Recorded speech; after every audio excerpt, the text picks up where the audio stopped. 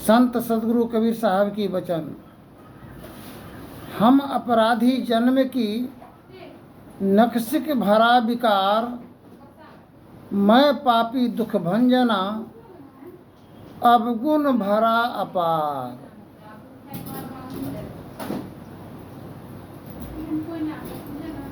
एक सज्जन अपने जीवन काल में युवा जवानी में 24 वर्ष तक शिव महादेव आदि देवी देवताओं का पूजा आराधना विनती प्रार्थना किए। बहुत श्रद्धापूर्वक समय बीतता चला गया। धर्मपत्नी बीमार पड़ गई। बहुत जगह इलाज किए किंतु असफल रहे। मन में विचार हुआ कि शिव महादेव को जाकर के कबूल देते हैं। शिव महादेव को मंदिर में जाकर के कबूले, हे महादेव शिव, मेरा धर्म पत्नी का बीमारी अगर ठीक हो जाएगा तो बाछा हम सांड छोड़ेंगे धाकर। पठा का बलिदान तो सुनबे किए थे कल, कितना को जीववध किया जाएगा। जीववध पाप है करना। अपने जीवन की रक्षा है तो दूसरे की जीव का बलिदान देना, ये तो अपराध माना जाता है। सो नहीं बाछा को सांड धाकर के नाम से छोड़ देंगे ताकि कितने जीव जंतुओं का रक्षा होगा। हे प्रभु, कम से कम बीमारी रोग ठीक हो जाए। ज़्यादा उम्र भी नहीं हुआ है, 40 वर्ष है उम्र। इलाज कराते रहे। बाछा को भी छोड़ दिया धाकर। धाकर बना बाछा तो कितना आदमी के मुंह से गाली सुनता था कि कौन छोरा है ये धकरा। जिधर जाता था उधरे उजार, उधरे मार, कितना को पटक पटक करके हाथ तोड़ दिया धकरा। गाली गलौज सुनते रहा। अंततः धर्मपत्नी भी चल बसी। इंसान का कद्र और सम्मान मान नहीं करने के बदौलत जीवन कैसे तहस नहस और बर्बाद होता है। बीमारी रोग कोई आसमान से कोई भगवान नहीं दिए हैं। दुख 3 प्रकार का होता है।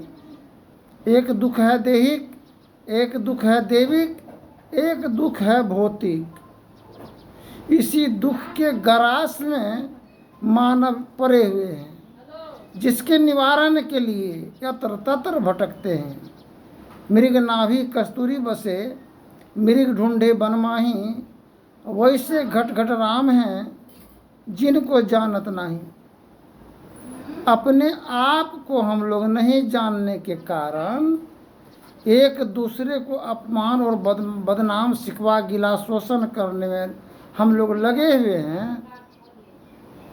और आपसी रंजिश कहर के कारण और बद्दुआ शराब के कारण जब कोई बीमारी रोगग्रस्त जब हो जाता है तो उसका इलाज भगवान के पास में नहीं होता है।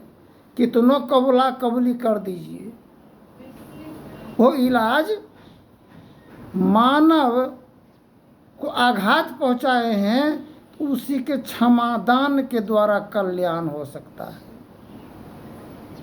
जब सर्प काट लेता है किसी को, विषैला सर्प, तो पहले के समय में ऐसे ऐसे सखर तांत्रिक ओझा रहते थे जो बीन बजा करके सर्प को मंगा करके और जिसको सर्प जहाँ काटा जाता था वो सर्प आते थे और उसको उसी जगह पर विवश करते थे डंक फिर पुनः मारने के लिए। सर्प जहाँ डंक मारा सर्प ही, और सर्प ही उस विष को उतारने के लिए डंक मार रहे हैं। क्यों? कि विष से विष का ही प्रहार उतरता है। जब सर्प डंक मारता है तो सर्प अचेत हो जाते हैं, पुनः इंसान जिसको डंक मारता है उसका विष तो उतर जाता है और रिटर्निंग विष उसी सर्प में प्रवेश कर जाता है। यही दशा हम लोग मानव के जीवन में है। यह विष है क्या और आया है कहाँ से और डंक मारा गया है कहाँ पर, और वह विष उतरेगा कैसे।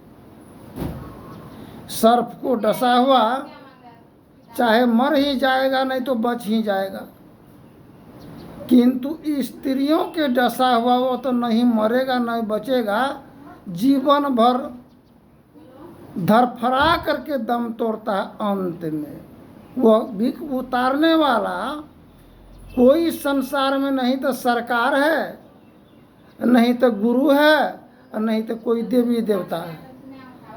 चाहे कितनों पूजा व्रत उपवास फलाहार कर लीजिए, किंतु वह विष उसी के द्वारा उतरेगा जिसके द्वारा विष प्रवेश किया शरीर के अंदर में।